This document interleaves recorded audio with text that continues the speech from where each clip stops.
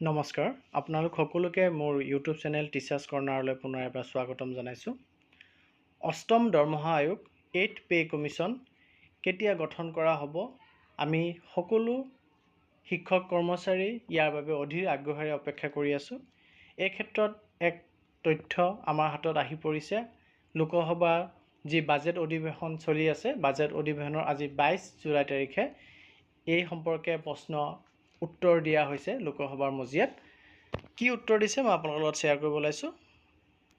আপোনালোকে স্ক্ৰীনত দেখা পাই আছে, ইয়াত আমাৰ ফাইনেন্স মিনিষ্টাৰক প্ৰশ্ন সোধা হৈছিলে যে whether the government has received representation from various quarters regarding constitution of 8th Central Pay Commission during the month of June 2024।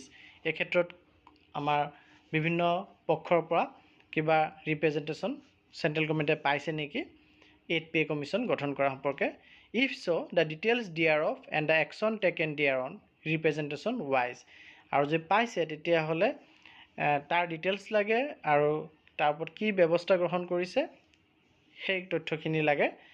লগতে চি নম্বৰত উল্লেখ কৰিছিলে the time by which the government would constitute 8th central pay commission for revision of pay pension of central government employees in view of unprecedented inflation in the country।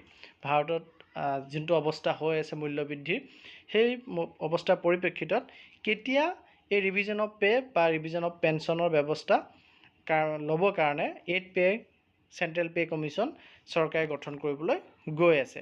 এই তিনিটা প্ৰশ্নৰ উত্তৰ একেলগে আমাৰ minister of state in the ministry of finance Shri Pankaj Chaudhary তেখেতে দিছিলে। আৰু তাত লিখিছে যে 2 representations have been received for constitution of 8th Central Pay Commission in June 2024। দুটা ৰিপ্ৰেজেণ্টেশ্যন পোৱা গৈছে আৰু no such proposal, বেয়া খবৰটো এইটোৱে যে no such proposal is under consideration of the government at present। বৰ্তমান সময়ত চৰকাৰে 8th Pay Commission গঠন কৰাৰ ক্ষেত্ৰত কোনো ধৰণৰ প্ৰপ'জেল কনচিডাৰ কৰি থকা নাই, গ্ৰহণযোগ্য হোৱা নাই চৰকাৰৰ ওচৰত। অৰ্থাৎ 8th pay central pay commission বৰ্তমানো গঠন কৰাৰ ক্ষেত্ৰত, আয়োগ গঠন কৰাৰ ক্ষেত্ৰত, দৰমহা আয়োগ গঠন কৰাৰ ক্ষেত্ৰত চৰকাৰে কোনো ধৰণৰ বিবেচনা কৰা নাই।